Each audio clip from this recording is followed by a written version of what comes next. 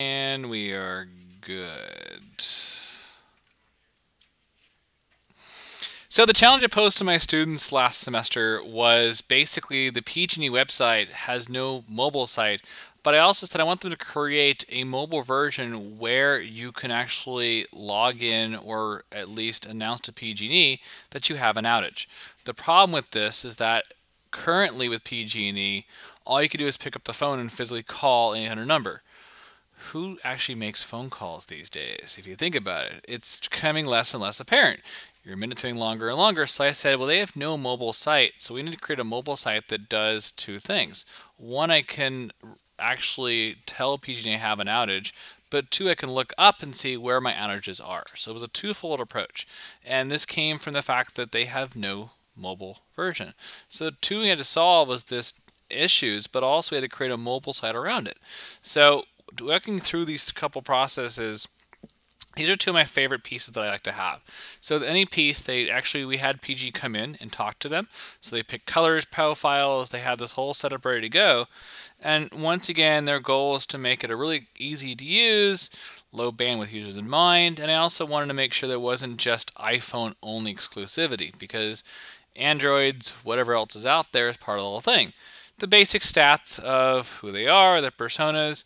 But what I want to get to was they showed other versions, and they have a simple little information architecture map they want to go through. Report outage, they want to see a map, and of course anything extra was pay my bill, my account, contact us. So it was a very, very, very simple design we set up, was that using a jQuery mobile framework, we can really build this in an agile way to launch right through. So using that jQuery framework, they built basic, come on in, have a seat, and they start with wireframes, really basic design, nothing outrageous. They just had different concepts in which to go through. So they went through different prototype designs in here, and the important part about this is that they really just want to get basic feedback. It wasn't about how does this work, it is that does it work? And the biggest question I taught to my students was the fact is, does it work? I don't need to know about information or design feedback, because this is the design professionals. I want to know where is the pain point at which it hits. Where's the problem? So they had pieces like saying easy to miss power or gas selection, perhaps emphasize with color. Make continue button inactive until address or account information and type of outage are filled in and selected. So a lot of pieces we want to make sure that there's just subtle pieces we had to address. Where on this page, oh, I guess I hit my little button on the...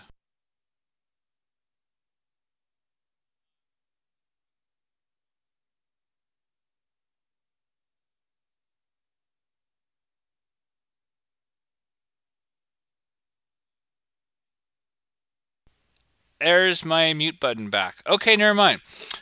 Good. Making sure this is back and in action.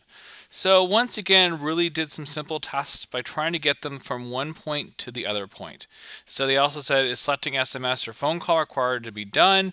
I don't want this stuff to work. So as they walked through this process, they found the pain points that they had to address. So one thing I wanted to show was on this page right back here, was at the very bottom, their initial design called for type of outage. And down here it said power or gas. And so the whole thing was we didn't want someone to go past this point until they chose this one. Because especially for gas, we want them to leave the house as fast as possible.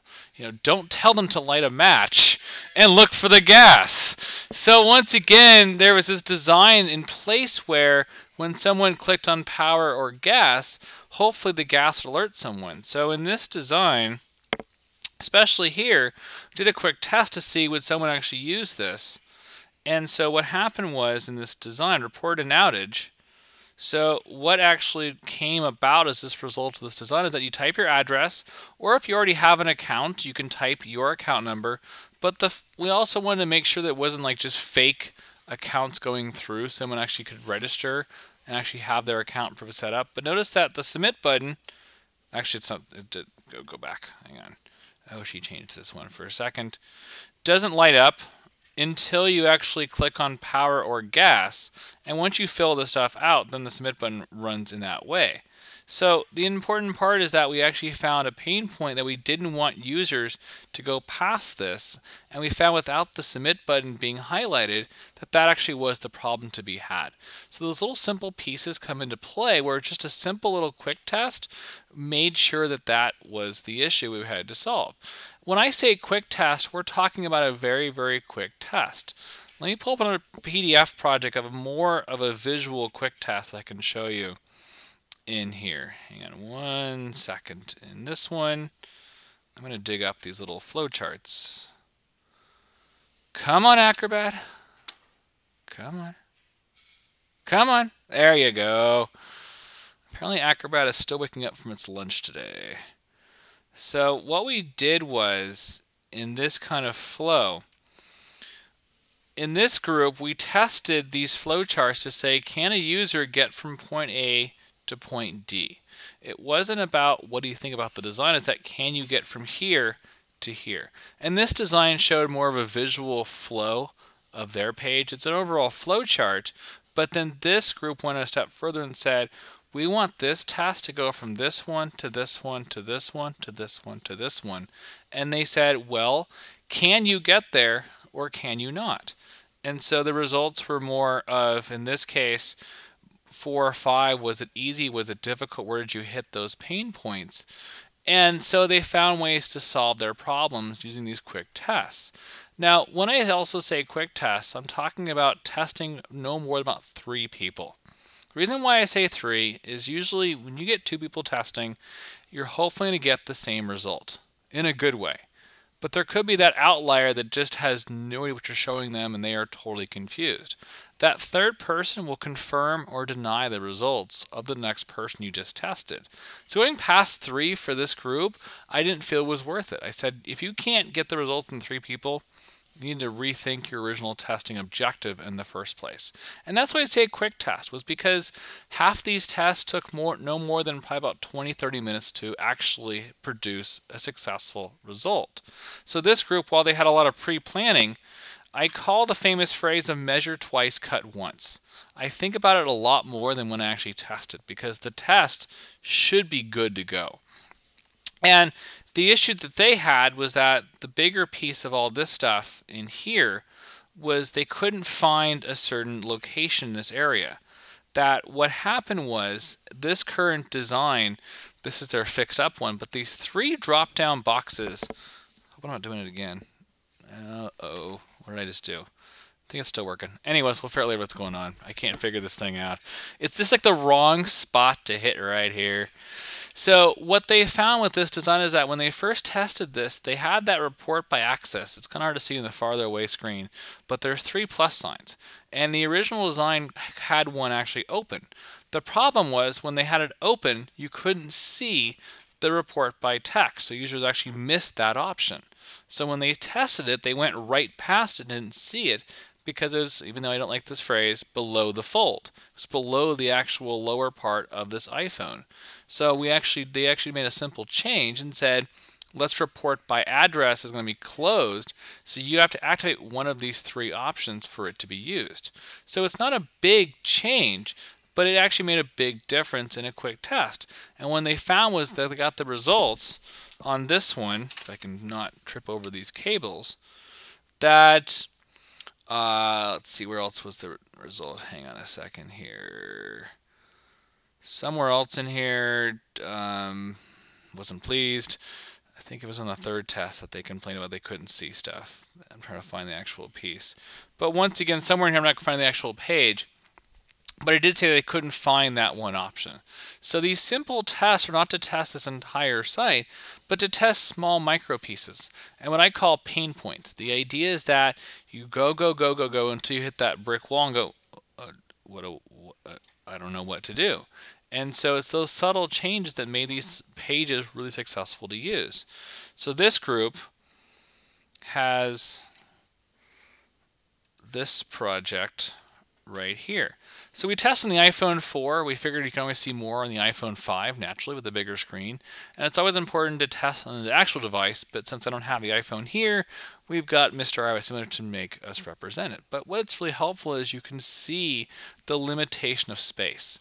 And that was also a big piece, was if you don't test with the actual device, you might miss that, even though I hate the phrase, below the fold, things might go below the screen. So it's always helpful to test with your actual device, or in this case, the next best thing, the iOS simulator, for someone to see where it is. Did they scroll up? Did they click on it? Do they know how to use it? So once again, this actually, they designed it where, notice how this screen pops up, where once you see it, it actually comes up this way. So all you see is report an outage and view outages, the two most important pieces that you want to see here. If you're going to scroll up, you're going to see report emergency. I'm not going to hit the button. You actually can call if you want to, and there it goes. So once again, they really rethunk this whole entire idea, report an outage. That's why they closed all three windows, was they realized when you had the report by address open, you never saw anything else. And so even though a browser might show that, where if I had this up in Safari, you could see it with no problem, in a mobile design, that was actually a flawed design. And so this was actually a pain point when someone couldn't find the report by text. Actually, it was a great idea. I loved this new idea, but you couldn't see it. It just wasn't discoverable. So simple changes later, report by text, it tells you how to do it, report. They had a little fake screen that says, essentially, thank you for reporting your report, all of that different piece. And of course, always want to have the report emergency was also important in this case. So once again, very simple testing. We didn't want to do a lot of it. We want to make it really rapid to the point, because the idea is, one second on that one, is that you just want to get a simple user feedback in about 3 tests. If you can't get 3 results, rethink the objective of the piece. And then this group actually went further to talk about the objectives they actually made about how basically this person wanted to see if her school had power for her kids, that she was saying, well, my house doesn't have power and I live pretty close to the school. Where's the power location? And so through the testing, they were able to figure that out. Let me go view outages. There's the map.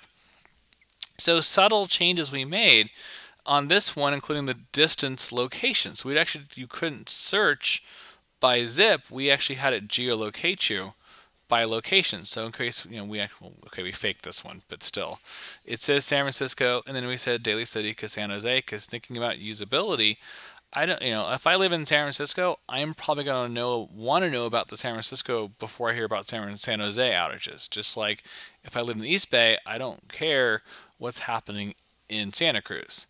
So it can show you by distance, because that's going to be probably your points of interest that you want to see. So every little bit of detail was gone into the thought of, how easy can I make this? How effective can I make it? And how quick can I test this? So that way it was really easy to get verifiable results with about 3 user tests in this kind of thing. And once again, these students were saying how essentially it was easy to test because it was just quick and efficient, and you went past and you changed and you modified and you redesigned. So that's more of a quick test, is you really want to just do a quick, definable, objectable result. You don't want to give an open-ended question. You want to say, okay, here's your challenge. I have to get from San Francisco to Chicago. Drive me there. Okay, that's not a quick test. But still, the idea, once again, is that you give a definable answer. I have to get from point A to point B. You get there. And where do you get stuck? And the minute you get stuck is your pain point, and that's when you stop and say, okay, thank you. Next person, if they get stuck on the same spot, you see a pattern emerge. If they're not getting stuck, then you don't see a pattern, and that could be one outlier, so that one more person who tests usually will confirm or deny what just happened. And usually when you get 2, you start seeing a pattern emerge. But I don't usually test beyond 3. I figured if you've got a good test in place, 3 people will give you the definable results you're looking for to go change and go forth with. And once again, it's just a small segment of this project. We still had to design this, but this is still a group of 4 students in a matter of 7 weeks, going from ID, creation, thought, research, tests about a week or 2, design, change, build, complete.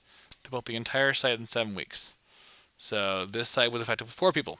So it wasn't just one person, but a 4-person group did the entire site in 7 weeks user tests, including wireframes, screenshots, you name it. They went through the entire process. So the quick test was there as a means to get to the end. It wasn't the end in that way. As I tell my students, once you do the test, you got to improve on it. What was your result? Let me see what you've actually accomplished and what did you change as a result of doing user test. So that's what a quick test is. It's about 3:30, Ryan. I think we're there. You go.